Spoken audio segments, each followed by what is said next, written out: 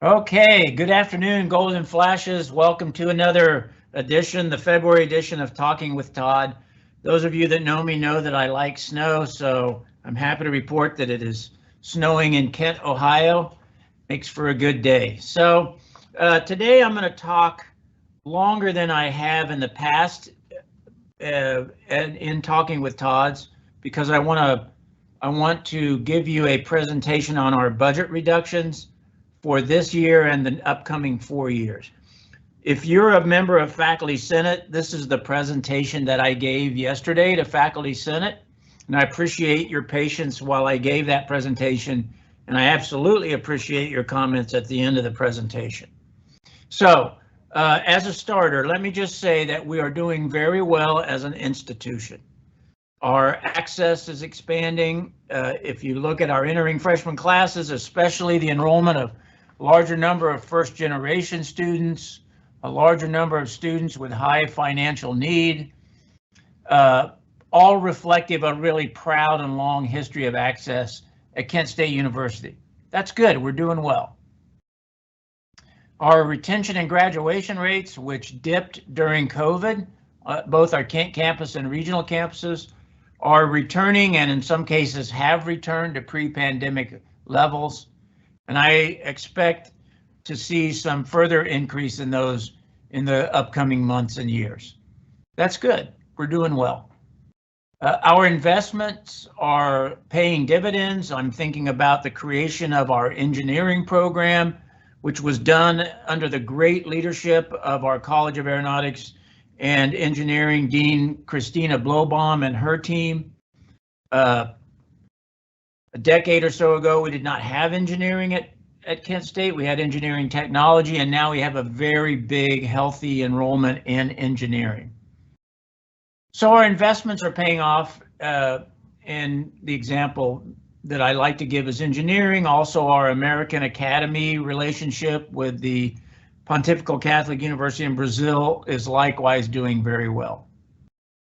Speaking of Brazil and things international, our international enrollment is recovering. Maybe we could say it is even has recovered from a 50% reduction after 2017. Also, as many of you know, we are one of only 146 Research very high universities in America, and only one of 5 in the state of Ohio. And finally, when I say that we're doing well, I just want to point out that we continue to graduate nearly 10,000 students a year. So when we include all those students who receive associate's degrees, bachelor's degrees, master's degree, education specialist degrees, and doctoral degrees, we graduate roughly 10,000 students a year. So we're big, and we have a big impact, and we have a big footprint. I'm saying that because I want you to keep that in mind when I talk about our budget challenges. And having said all that, it is now time for me to update you on our university budget. And I want to do so because we're building our budget for the fiscal year 25. And just as a reminder, fiscal years at Kent State run July 1st to June 30th. So we are currently in fiscal year 24. But we are building our fiscal year 25 budget. And as we are building that budget, we continue to plan on how to generate balanced budgets through 5 years. That is to say, fiscal year 24, our current fiscal year, through fiscal year 28, which will begin on July 1st, 2027. That's what I'm going to talk about today. Our current fiscal year through fiscal year 28, which begins on July 1st, 2027. Look, at Kent State, we always submit honest, real, balanced budgets every year. And then we live within those budgets. We do not engage in financial smoke and mirrors to make it look like we are balancing our budgets when in fact we are not. However, delivering a balanced budget year in and year out is becoming more of a challenge. That's really what I'm going to walk us through today. Every year, save one, since 2017, we have had to make cuts to deliver a balanced budget. I'm going to say that again. Every year, save one, since 2017, we have had to make cuts to deliver a balanced budget. And this year, and for the next 4 years, we will need to reduce our spending somewhere between 10 million and 25 million each and every year. And this is on top of budget reductions in fiscal year 18, fiscal year 19, fiscal year 20, fiscal year 21, fiscal year 23, and the current fiscal year 24. So in other words, to deliver balanced budget, we have had to cut university spending in 5 of the 6 past years, and we will need to do so in each of the next 4 years. At that point, when we look at our models and our information, at that point for fiscal year 28, which I mentioned begins in July of 2027, we should have reduced our spending enough and sufficiently to be free of further reductions, at least for a while. So this process of managing our expenses is what I want to talk about today, because we are at a point now where we cannot keep doing things as we have done them in the past and still deliver a balanced budget. So for these past 5 years that we've been cutting budgets, we've done so through across the board cuts, but we're now at a point where we can't keep doing things the way we've always done them in the past and still deliver a balanced budget. So in the upcoming years, we're going to have to make notable changes. Changes in how we operate. Changes in how we operate our regional campuses. Changes in how we organize academic programs. We'll need to make notable reductions in the number of employees at Kent State. And it isn't that we'll have to do more with less, it's rather that we're just going to have to figure out how to do things differently. We will figure out how to do things differently, and I'll give you an example at the very end of my remarks. We have discussed previously the factors leading to annual expense increases that far outpace our annual growth in revenue. But just as a reminder, these are, to name a few: a cohort tuition model, changes to the cohort tuition model, state support not accompanying cost increases, and fierce competition for enrollment, and thus tuition discounting pressures. So let me unpack each of those for you. I mentioned the cohort tuition model. 6 years ago or so, the state legislature in Ohio passed a new law that mandates cohort tuition pricing, which means that we can have an increase in tuition and room and board for our entering in-state freshmen, but then we can raise neither one of those for the next 4 years. So when you come in as an entering freshman, your tuition, we can increase it, but then it's frozen for the next 4 years, and your room and board charge is also frozen. That's the cohort tuition model. Secondly, this year, the state legislature changed the cohort tuition formula that generates how much we can increase tuition, room and board for entering in-state freshmen. So there was an algorithm, a model, a formula that was driven by inflation that allowed us to have an upper range of tuition increase, room and board increase. State legislature got rid of that, and this year capped it at 3%, which is dramatically below inflation. And I mentioned state support not accompanying cost increases. You know, we went through 2 years of, like you all did, of noticeable inflation, and our 2-year budget from the state increased 1.9% this year and another 1.9% next year, dramatically below the last 2 years of inflation.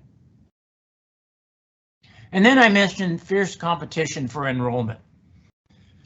And that means that that we and other public universities and private colleges and universities have dramatically increased our expenditures in scholarships to attract students when there's a fierce competition to land these students. That's called tuition discounting. The difference between our published tuition rate, what a student actually pays because of scholarships. All right, I'll get to that more in a minute. So today I'm speaking mostly about the current fiscal year 2024 through fiscal year 28. And I'm going to look at the Kent Campus Education and General Funds. We call those our E&G funds. And that's a budget of approximately $500 million. In addition to Kent E&G, we have our regionals with their budgets. And they have similar, if not even more dramatic, financial pressures than the Kent campus, which have been generated by a 52% decline in full-time equivalent enrollment over the last 10 years. And yesterday, Vice President Peggy Shattuck and our Provost Melody Tankersley walked Faculty Senate through what's happening on the regionals. And thank you for doing that. And then we have our auxiliaries. Auxiliaries, think dining and housing, think Dewey's Health Center, think athletics. And, you know, dining and housing faces the same pressure that we face in tuition because they can raise their rates on incoming in-state freshmen, but then they can't raise them again for 4 years. And as a reminder then, we have our Kent campus E&G budget of $500 million. And our total Kent State budget is right about $700 million a year. I'm going to be talking almost entirely about the Kent campus E&G budget. I will bring up other examples, and I know that Vice President Shattuck and Provost Tankersley are in conversations with our regional campuses about their budget situation. Okay, let me give a little bit of context nationally and in Ohio, to show you that other people are experiencing these same pressures. Recently, the University of Connecticut announced a $70 million annual deficit and announced 3% across the board cuts for all units for each of the next 5 years. 3% cut for each of the next 5 years. Penn State University announced that they have a $100 million deficit with a 3.8% cut for all administrative and student services units, a 1.4% cut in all academic units, and a 14.1% cut for all regional campuses in the Penn State system.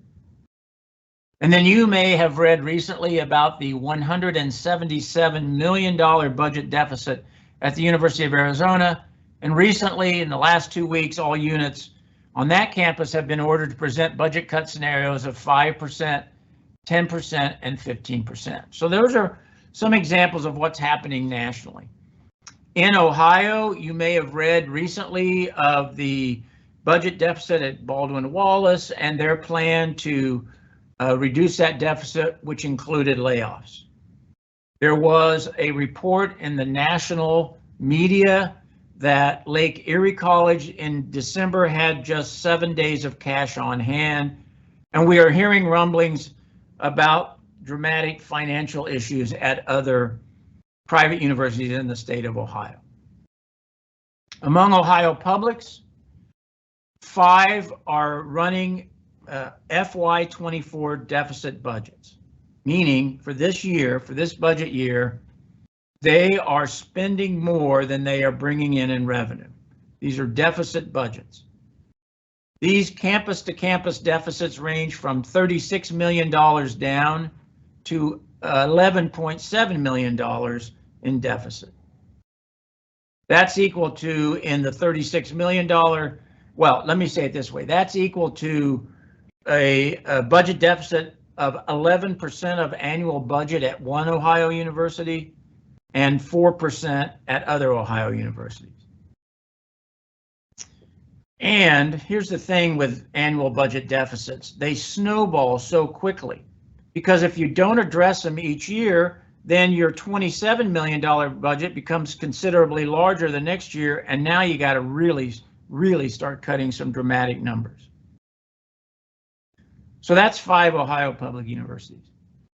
We know that amongst other Ohio publics, several of them did deliver balanced budgets for fiscal year 24, the current year.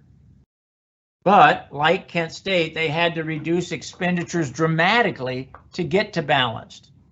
So for the current fiscal year, Kent State had to reduce expenditures by $18.4 million, or 3% of our total budget, just to get to a balanced budget. We balanced it, but we had to cut $18.4 million in expected expenditures. Another public university in Ohio had to reduce projected expenditures by $30 million to get to a balanced budget, and another public in Ohio reduced expenditures by $28 million to get to balanced. It could very well be that with only 1 or 2 exceptions, all public universities in Ohio are either dramatically reducing spending to produce balanced budgets, like we are doing, or they are running deficit budgets. Okay, with that context, now I just want to talk to you about, and to summarize upcoming annual expenditure reductions on the Kent campus. And just know that the same thing has to happen on the regional campuses, if not even more dramatically so. Okay, so right now in fiscal year 24, we reduced our projected expenditure by $18.4 million. That's about equivalent of a 3% of our annual budget. Next fiscal year, which begins July 1st of this year, we will need to reduce expected expenditures by $17 million. We'll have to reduce our spending by $17 million. That's in addition to the $18.4 million that we just cut for the current fiscal year. In fiscal year 26, we'll have to reduce expenditures by $7.8 million. In FY27, we got to reduce spending by $17.3 million. And we expect that for FY28, we will have to reduce spending by $26 million. That's about 5.37% of budget, 5% of budget, just to get to a balanced budget. And again, if we make these reductions by July 1st of 2027, we should have reduced spending sufficiently to not require further reductions if enrollment and state funding assumptions are met. And I should say that these cuts don't have to follow any particular schedule in any given unit, right? So in any given unit, they may cut more in FY25, say, because they have a large contract coming due and they're not going to renew it. Let's just give that as a possible example. So there could be units that cut more than other units are cutting in any one of these given years, but all of us are going to have to cut every year to produce these balanced budgets. So some units will operate on different schedules depending on what they are doing to meet these reductions, but all of us are going to have to meet the reductions. So let me walk you through, I said earlier, we're going to have to start doing things differently. Let me give you some examples of the kinds of expense reductions that will likely have to take place. All right, these examples, this is not an exact list by any means, and all of us working together will no doubt come up with further ideas to implement. All right, so for example, we're going to have to reorganize the leadership and administrative expenses of our regional campuses in response to a 52% decline in full-time equivalent enrollment over the last decade. And per campus, those range from roughly 20% down to 75% down. There's no regional campus that has not faced dramatic declines in enrollment and therefore revenue. So we have a draft plan in place that will save somewhere around $800,000 a year in staff and administrator salaries. Peggy and Melody walked Faculty Senate through that yesterday, and I'm sure they're meeting and will meet with regional campuses to explain that. As we implement these reductions annually, we will need to strategically schedule our courses to achieve something like full enrollment in all sections. As we really work to reduce expenditures, We will not be able to run the same number of sections with 1/3 capacity or 1/2. We really need to schedule strategically. We will work to implement appropriate workload assignments in all departments and schools when those workloads are noticeably lower than other Kent State units and other similarly situated programs nationwide. Some of our Kent academic units have workloads that are noticeably lower than other Kent State units and that are noticeably lower than other similarly situated programs nationwide. We're going to have to correct this as we address our expense reductions. To meet $10 million to $25 million a year in expense reductions in the next several years, we are going to have to combine administrative units to reduce administrative costs. We're talking about combining colleges. We're talking about combining academic departments. These are the kinds of things we're going to have to do to make these annual budget, to balance our budget annually. I'm pretty sure we're going to have to do a very measured, very careful. We don't have to be in a hurry, but we have to be careful. We're going to have to evaluate the financial health of academic programs and how to sunset them when appropriate. Not going to sugarcoat this. We will have to reduce the number of employees at Kent State. We will have to have noticeably fewer employees on July 1st, 2027 than we employ currently at Kent State. It is my strongest hope that we can achieve most of these reductions through attrition. And we will work really hard to reduce our employee numbers mostly through attrition. However, I think it's unavoidable that some occupied positions will be eliminated between now and July 1st of 2027. Kudos to athletics. Our athletics department has already agreed to implement a $1.3 million base budget cut for FY25. And finally, I talk a lot about, and I really have a commitment to treating our people well and treating them as best as we can. May not sound like that given all the things that I just talked about. I will say that these budgets that we've projected out through FY28 every year includes a budgeted raise for our employees.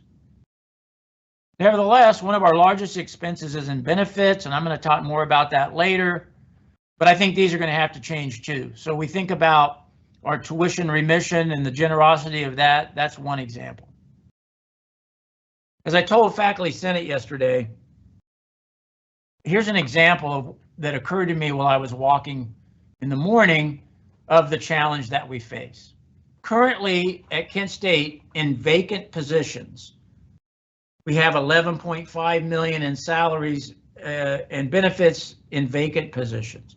We're not going to do this, but let's just say we somehow swept up all of those $11.5 million in current vacated positions.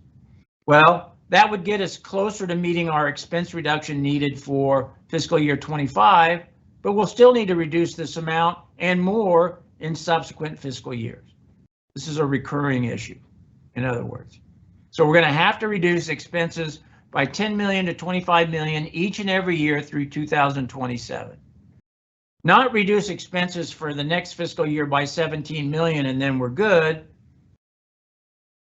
Similar expense reductions each and every year. Three categories of expenditures comprise 75% of our total university budget. So as you're thinking right now while I take a drink of coffee, in your own mind, think about what are the three categories of expenditures at Kent State that comprise 75% of our total university budget. If you thought to yourself, salaries, benefits, and student aid, then you were right. Currently, our budget for salaries is $318 million, benefits $117 million, and student aid $72.8 million. Now, I want to say something about student aid. In 2009, in the year 2009, our student aid budget was $20.4 million. And I picked the fall of 2009 for a reason. In the fall of 2014, our Kent campus enrollment will most likely be nearly exactly the same as 2009. Fall of 2009, fall of 2014, roughly the same enrollment at Kent State University Kent campus. In 2009, our student aid budget was $20.4 million. We budgeted $20.4 million in scholarships for students. Scholarships to attract students to come to Kent State, $20.4 million in 2009. Now just think to yourself and guess what that budget is now. It was $20.4 million in 2009, and in 2014 we'll have roughly the same number of students in Kent. $20.4 million in 2009. This year it is $72.8 million. That's a 257% increase. This increase reflects the demographic decline in Ohio and fierce, and I mean fierce, and growing competition amongst us, Ohio publics and Ohio privates, for students.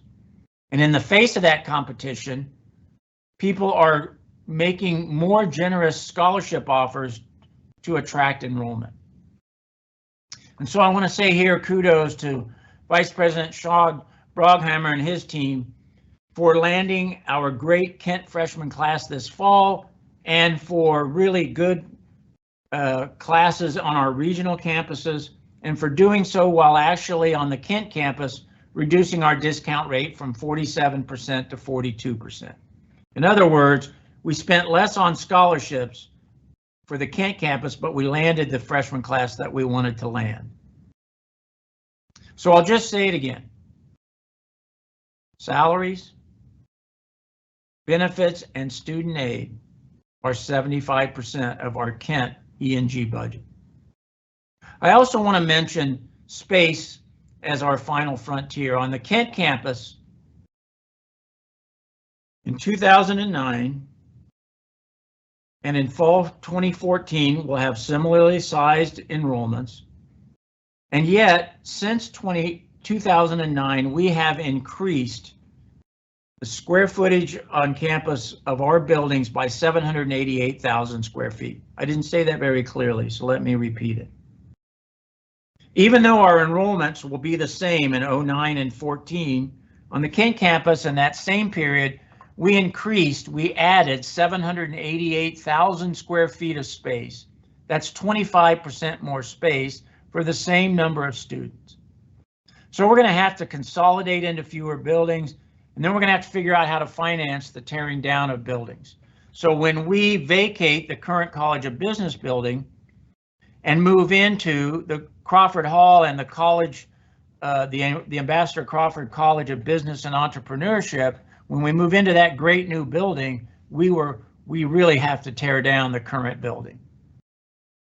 Otherwise, there are expenses with heating and with mold abatement and et cetera that will just eat us alive. Okay, 3 additional observations as I start to bring this to a close, and thank you for your patience. First additional observation is we have some big ticket items in the future that I have not included. We're going to have to do a banner upgrade at some point, and I'm told that's going to cost us somewhere between 17 and 20 million. Here's another additional observation. Our projections are based on a continued healthy international student enrollment, but geopolitics can change that. They changed that in 2016 and 2017, and we can see a halving of our international enrollment from one semester to another. Finally, of the 3 observations, I want to say this. As we close down programs, as we reduce spending, people are going to push back, and I don't blame them. If I were in one of the affected programs, departments, endeavors, and I saw spending reductions, I would be unhappy and I would push back. So as to that pushback, I'm not asking anyone to defend our upcoming actions taken by me, taken by our provost, taken by our vice presidents, taken by our deans, taken by our regional deans, taken by our chairs and directors. I'm not asking you to defend those. I would, though, hope that you could explain our budget and our budget challenges to those who are not familiar with them. So we certainly are in a challenging environment in public higher ed in Ohio, but we're going to get through this, right? So by now your ears are probably ringing. Let's think back to the opening of the Talking with Todd. We have a lot of great things happening at Kent State. That's not me blowing smoke. I can show that with data and reality. A lot of great things happening. We also have really great advantages and strengths on our side. We aren't currently running annual budget deficits like other institutions are, so we're not going to have to dig out of a hole as we make these reductions. We have strong leadership that's willing to lead and make decisions instead of kicking the can down the road for others to deal with when we are gone. And with this in mind, if I speak frankly, I guess there could be two other ways to deal with this situation, although the first one is a non-starter. I guess I could ask the Board of Trustees to approve annual budget deficits, but they're not going to do that because they understand how those deficits snowball, and I'm not going to go to them with it. So is that an alternative? I guess so, but it's not going to happen. There could be another way to deal with this. Another way to deal with this would be for me not to talk about it. It would be for me to choose not to talk about any of this, not to tell you what we think is going to happen and we know what we need to do, but instead each year at about this time, as we're building the annual budget for the next year, we could just announce internally across the board budget cuts and not be so open and transparent about what we're doing. But if we do that approach, that robs us of our collective knowledge, that robs us of our collective experiences. It would be far less strategic. We have strong faculty leadership, both in our faculty senate and in our unions. And it feels to me like we have the strongest commitment to shared government and to shared governance that I have ever experienced in 3 universities. That doesn't mean we agree with each other, but there's a commitment to transparency and a real positive commitment to searching for solutions. So I salute our faculty leadership. We know where we need to go. We're going to get there. We're going to thrive while others around us struggle. That this is so is a credit to everyone on this call. And it is important to note that I, Todd Dyken, am already and will practice what I preach. Since becoming president, I have dramatically reduced expenditures in the office of the president, and we have dramatically reduced expenditures through other cost-cutting efforts centrally. And at the May Faculty Senate meeting, I will give a full report on these efforts since fiscal year 2017, when we began this cycle of budget cuts. And this is my final observation. Not doing more with less. We are not asking people to do more with less. We will have to do things differently. Not more with less, but do things differently. And I'll give you an example. Recently, we merged WKSU with IdeaStream Cleveland. And when we did that, we eliminated annual expenditures ranging from $400,000 a year to $1 million a year in expenses.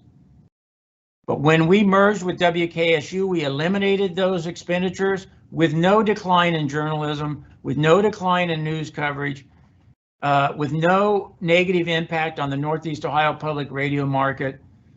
Not doing more with less, but doing things differently. That's our challenge, and I know we're going to meet it because of the great people at this university and the great people on this call. So my first question is, look into your crystal ball. What do you see for Kent State's future? Well, I think I'm just going to say for the last 35 minutes, that's my crystal ball. You compared 09 to 14. Why did you say 09? Again, at the Kent campus, our enrollments in 09 and 14 will be the same. I mean 09 and 24, sorry. Wow, I screwed it up again, didn't I? I meant to say 2009 and 2024. Thank you for correcting me. I really appreciate that. Same enrollment on the Kent campus, fall of 09, fall of 2024. Thank you for giving us this information. Has there been any discussion of offering another buyout option for faculty and staff? Yes, we're looking into that. We're going to look at all possibilities. We've got to reduce our expenditures on employees and reduce our number of employees. So yes, we will look into that. What financial changes have you made at the Kent campus? Are there any position reductions you have done at the Kent campus? With Manfred Van Duelman leaving, didn't you turn one position into two? Okay, so financial changes and reduction in employees.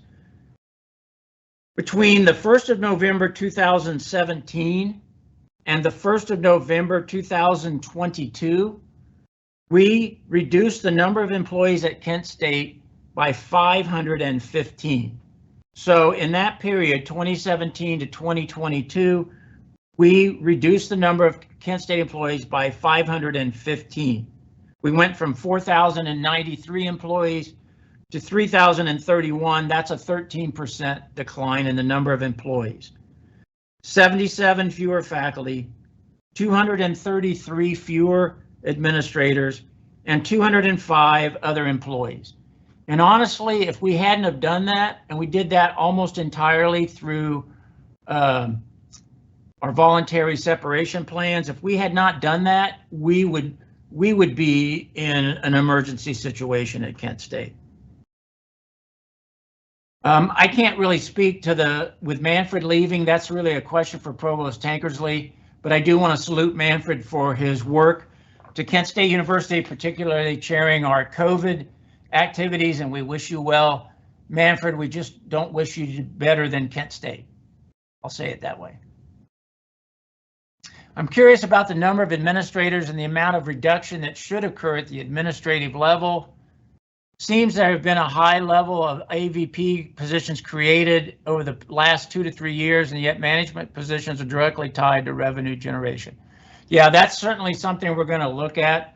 We did reduce from 17 to 22 the number of administrators by 233, but we have added a layer of pretty expensive salaried positions, or it's all part of what we're going to have to look at. What are the assumptions that are being used, and have they held true based on alignment from prior years? So let me say that, and I should have said this earlier, so thanks for this question. All of the specific numbers are given by Mark Politico and his team at the meetings of the Faculty Senate Budget Advisory Committee. So I haven't presented the numbers themselves. I already spoke 30 minutes, and I just thought I'd be speaking for an hour and a half if I did that. But we certainly are fully transparent in those numbers and those assumptions, and those are shared with the Faculty Senate Budget Advisory Committee, and I have no concern or hesitation to share all of those in the fall in my annual budget update memo to the Kent State community. It is true that we assumed that for spring this year, our enrollment on the Kent campus would be, on the regional campuses would be down 4%. So our assumption for budgeting 8 months ago, 10 months ago, when we were building the budget, we did assume that for spring, the number of enrollees on our regional campuses would be down 4%, but they came in almost exactly flat. But in the end, that's not that many students. And so it's really, it is 4% and flat. That's different, I grant you that. But, and would you, then the second question is, would you then adjust the enrollment for FY24, but it's really for FY25? Yeah, I mean, I think we'll have to consider all of those things as we build our budget.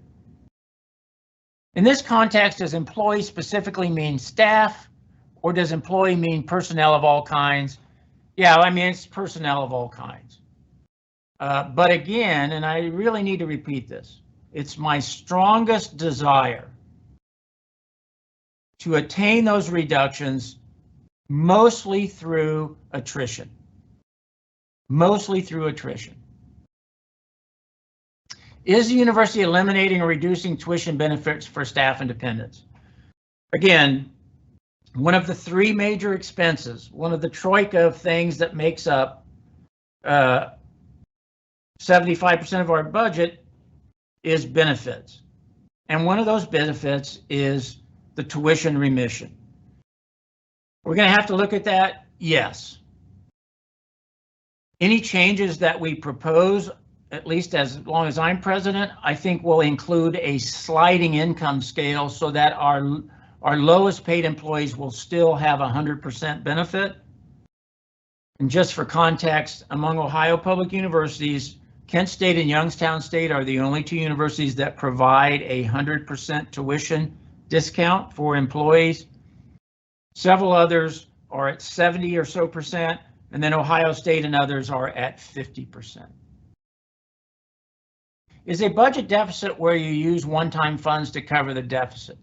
Yeah, man, perfect question. Yes, that's what we mean. So if we spend more in a given year in expenditures than we brought in revenue, that creates a deficit, and then you have to pull from whatever savings you have.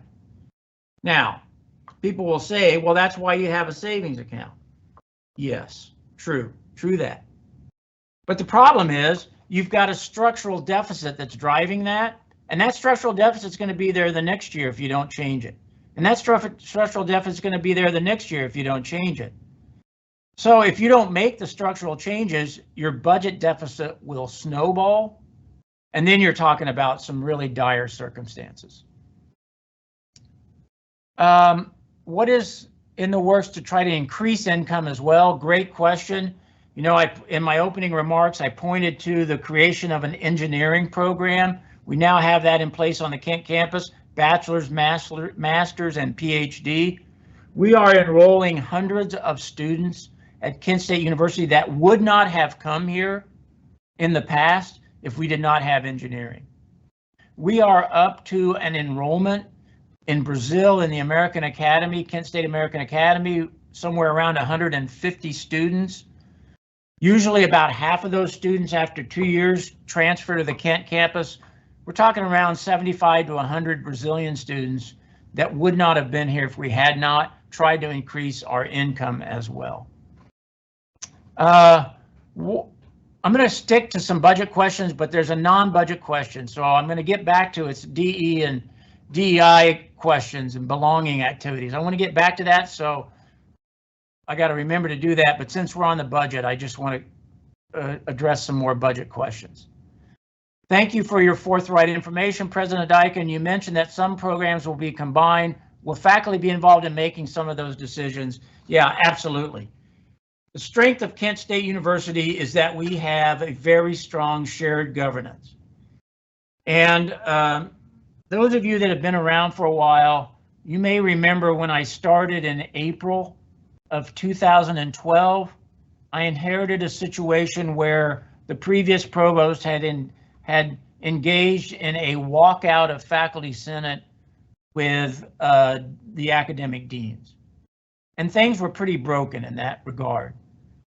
And I want to just tip my hat to faculty leadership that welcomed me with open arms, that trusted me when I said, let's be transparent and work well together.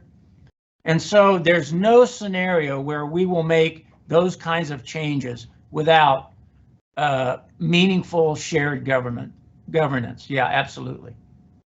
And the next question is the same thing. Is there going to be transparency and consultation when we make these decisions? Yes, absolutely. In the end, it's really my responsibility, but I can just tell you that we make changes based on that consultation. Yesterday, Vice President Peggy Shattuck and Provost Melody Tankersley shared a plan to reduce administrative expenses on our regional campuses. Weeks earlier, they shared a different plan with our faculty governance committees across the regionals. And in particular, our RICFAC, the Regional Campus Faculty Advisory Committee, came up with a totally different suggestion for how to attain those reductions in administrative expenses. That was a great suggestion, and Provost Tankersley and Vice President Shad accepted those suggestions. So I give that as a meaningful example of how we do that. Let me answer the DEI and belonging question just so I don't forget it, and it's important, so I want to get to it. What is the university's current stance on DEI and B, so diversity, equity, inclusion, and belonging activities? I understand some departments have been renamed to avoid negative attention. Will the university continue to support diversity, equity, and inclusion and belonging initiatives on our campus and at the college and school level? Yes, thank you. Well, I want to say that we did not rename departments to avoid negative attention, but I do think we renamed programs and departments and a vice presidency to reflect what we are, which is we're about people, culture, and belonging. And as the term DEI get politicized, particularly in Columbus, it's really my job as the leader of Kent State to remind our elected officials that we are here to help everyone succeed. We have a 100-year-plus history of being an access institution. We know that students bring strengths and they bring challenges. And it is our job to provide help to students, to our employees, to address their individual challenges. And that's whether you come from a first-generation family, that's whether you come from a family of low income and therefore you have high financial needs at Kent State. We know that our veterans have different needs and different challenges and different obstacles.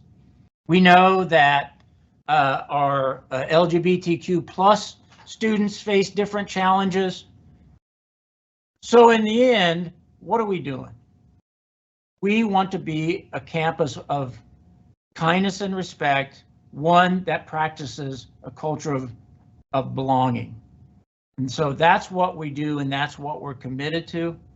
And I appreciate everybody that plays a role in that. Todd, Ohio has lost so many college presidents last year. Should we be worried? I think the implication is, am I leaving?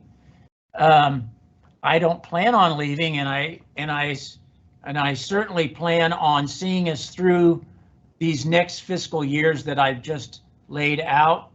Yeah, it's true. We had a Ohio Public University president team call today, and I think there were 4 new presidents.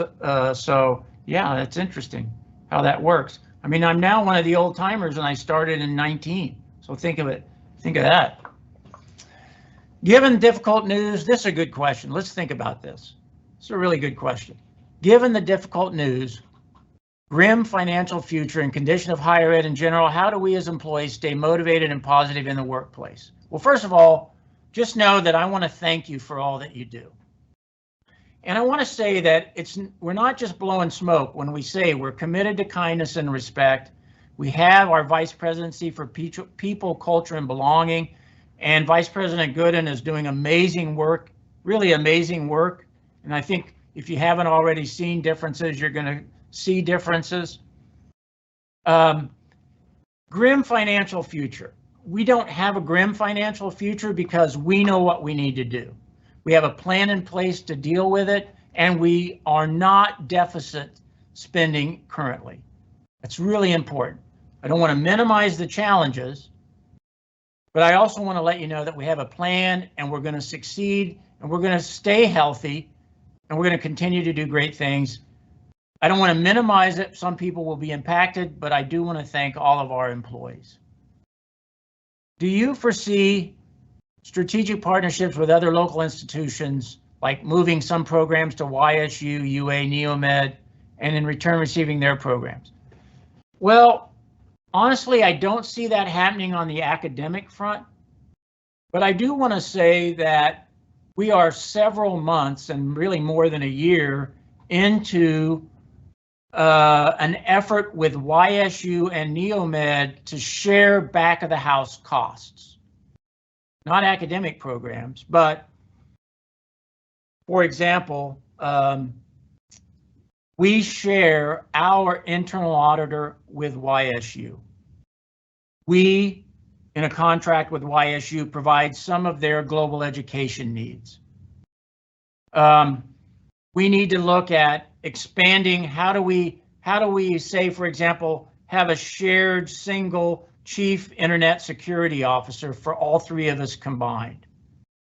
So yes, we're definitely looking into that, not on the academic side, but certainly the back of the house side. How do we explain the truth of our budget situation at Kent State and instill publicly and yet still instill confidence in the value of a Kent State education? Look, folks, we're not broken, and we're not running deficits, and we have this plan in place, and we're going to make it through the next 4 fiscal years. I don't want to minimize that things are going to change, but at the same time, all of what we're doing is to guarantee the value of a Kent State University education, and we are going to continue to do that. Okay, next question. Has there been discussions about increasing remote work availability for staff who work behind the scenes and aren't student facing to reduce physical footprint and consolidate building needs? Yes. Let me say this. So just full transparency. Coming out of COVID, we did, as you know, we allowed units to have 20% of their, up to 20% of their employees working remotely. That worries me. That worries me. It's gone pretty well. We're not like other businesses. We're in the people business. We're in the face-to-face people business. And yet, particularly because we're going to need to consolidate buildings to reduce costs, and what's changed to lower my hesitancy a little bit, reticence a little bit, is Vice President Amwabagood. So I think working together, you probably will see some increase in the availability for remote work. And I think that will be one of the building blocks in our effort to consolidate building needs. Thanks for asking that question, and just thanks for your patience as I express to you my mixed feelings about remote work. That's my feelings. That's not necessarily reflective of what you all are doing, and things are going well. I'm just being honest with you. Okay, question is what's the anticipated timeline for rolling out the changes you mentioned, consolidation of departments, colleges, regional oversight, etc.? Well, it's going to look different in different units, right? So we know what we need to do each year, but some units may act earlier and will need to act earlier, and some units may have a later implementation of reductions depending on their employee numbers. We have a series centrally of very big third-party contracts. As those become due, or as those come due, and we may not renew them, and that might be one way that we would meet a budget reduction in that year, but that contract may come due in FY26 and somebody else is in FY25. So I can't answer that except to say that it will vary across units, and it will vary in terms of the number of personnel and how many vacancies and the like. You've made reference to attrition several times. Can you expand what you mean by that in the context of the budget? Yeah. What I mean by attrition is instead of removing people, and man, do we engage in euphemism when we say this. So I'm going to engage in the euphemistic explanation, and then I'm just going to say it in real plain English. To reduce employee numbers, you can either wait until someone leaves and then not hire in that position. Figure out how to do things differently and not hire in those positions. That's attrition. The other way is to lay off, fire someone that's in an occupied position. We're seeing that. Think about West Virginia University. West Virginia University just fired, they didn't call it that, 43 tenured faculty. That's not attrition. So we really want to work on attrition and reducing our numbers through attrition and not through layoffs. I think with this careful plan, okay, so listen up. I think with this careful plan, we can do it. But we won't be able to meet that goal if we don't start making changes.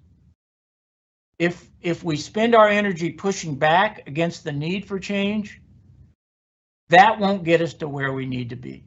But I really hope we can focus mainly on reducing employee numbers through attrition. Does student aid include student services like mental health support, or is that a different budget? Yeah, that's, I don't know if it's a different budget, but we don't have any plan to reduce mental health support. I mean, we're here, we're students first. We're not going to reduce mental health support.